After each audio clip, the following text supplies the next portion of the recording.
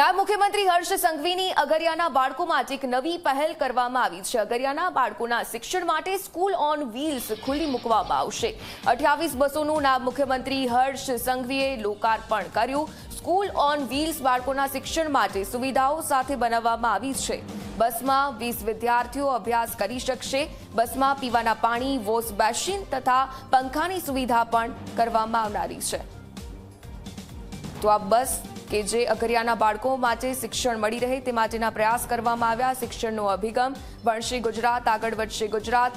ત્યારે નાયબ મુખ્યમંત્રી હર્ષ સંઘવીની અગરિયાના બાળકો માટે પણ એક નવી પહેલ કરવામાં આવી। શાળા પ્રવેશોત્સવના કાર્યક્રમ તો ચાલી જ રહ્યા છે, ત્યારે બીજી બાજુ અગરિયાના બાળકોના શિક્ષણ માટે પણ સ્કૂલ ઓન વ્હીલ્સ ખુલ્લી મૂકવામાં આવી।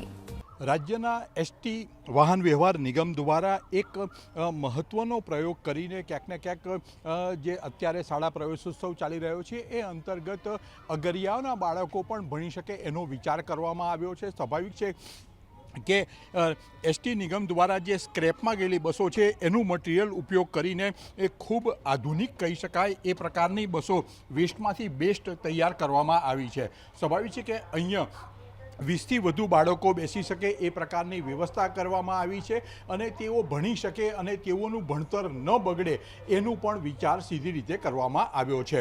ખાસ કરીને જોવા જઈએ તો આવી કુલ 28 બસો તૈયાર કરવામાં આવી છે અને આ 28 બસોની વ્યવસ્થામાં જે ટીવી છે એ ટીવી પણ મૂકવામાં આવ્યો છે। ટીવીના આધારે જે ચેનલો છે, શૈક્ષણિક ચેનલો, એ વિદ્યાર્થીઓ જોઈ શકે અને ભણી શકે એ પ્રકારની વ્યવસ્થા છે।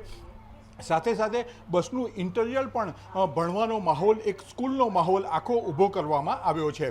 ખાસ કરીને જોવા જઈએ તો અગરિયા વિસ્તારોમાં લાઇટ ન હોય ત્યારે શું, તો આ પ્રશ્નનો જવાબ આ તમામ બસોને સોલર પેનલોથી જળવામાં આવી છે। એટલે ક્યાંક ને ક્યાંક જોવા જઈએ તો આ પ્રકારની બસો તૈયાર કરીને અગરિયાના બાળકોનું જે શિક્ષણ છે એ શિક્ષણ પણ ન બગડે અને સાચા અર્થમાં શાળા પ્રવેશોત્સવ ઉજવી શકાય એ માટે રાજ્ય સરકારે આ એક મહત્વપૂર્ણ પગલું ભર્યું છે। કેમેરામેન રમેશ ટુડિયા સાથે હિતલ પારેખ, જી મીડિયા, ગાંધીનગર।